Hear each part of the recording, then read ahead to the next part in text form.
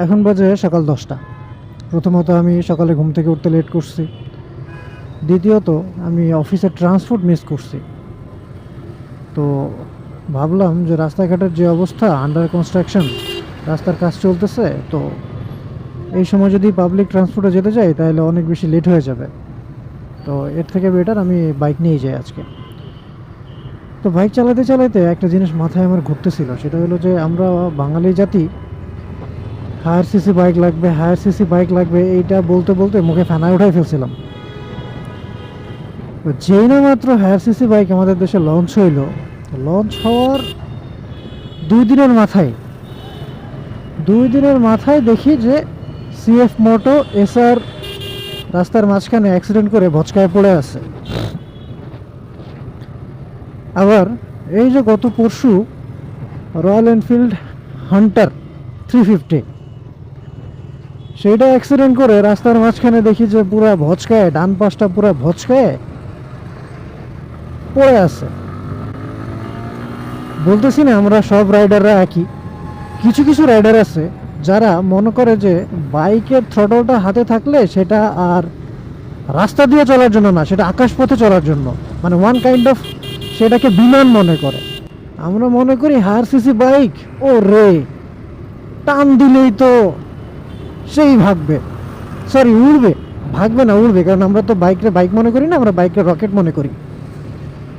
আমার কথা হইলো 350 সিসি বাইক মানে যে আপনার মানে 350 সিসি বাইক একদম 300 স্পিডে উঠবে এমন তো না।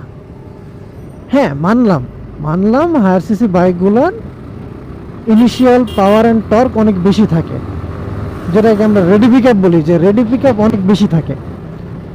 তো এখন রেডি পিক আপ অনেক বেশি জন্য যে আমরা খালি মোচড়াবো আর ভাগাইবো এমন তো না।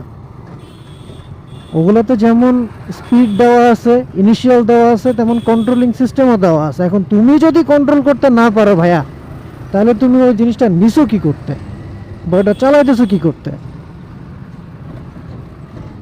মানে আমরা বাঙালি জাতি, হুজুকে বাঙালি, এটা আমরা তো আগে থেকেই জেনে আসছি। এখন আবার তার নতুন করে প্রমাণ পেলাম যে বাইক লঞ্চ হয়েছে 2 দিনও হয় নাই, আমরা রাস্তার মধ্যে গড়াগড়ি করতেছি বাইক নিয়ে।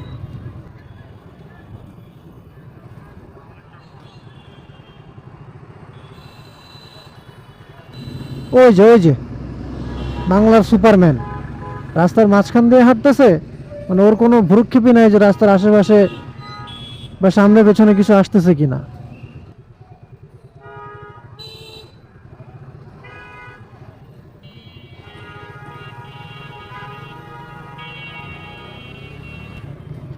এমনি থেকে অফিসে লেট হয়ে যেতেছে, আর এই যে সামনে দাদুরা দাঁড়ায় আছে।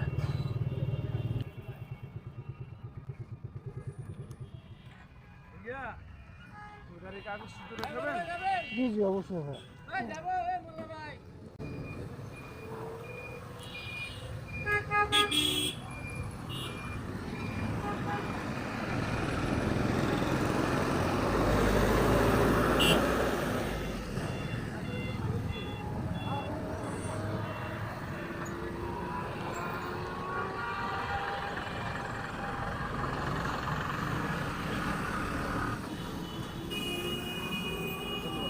Okay sir.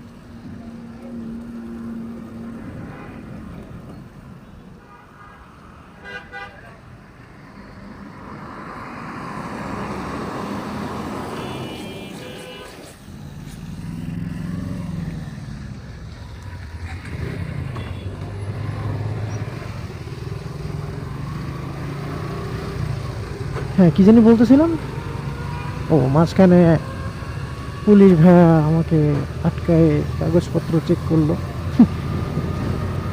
ভাই, ঢাকা শহরে যখন গাড়ি নিয়ে চালাইতে নামছি, তার মানে অবশ্যই সব কিছু ঠিকঠাক করে নিয়েই নামছি, তা না হলে প্রত্যেক মোড়ে মোড়ে জবাবদিহিতা দেওয়া লাগতো আর ফাইন ভরতে হইতো।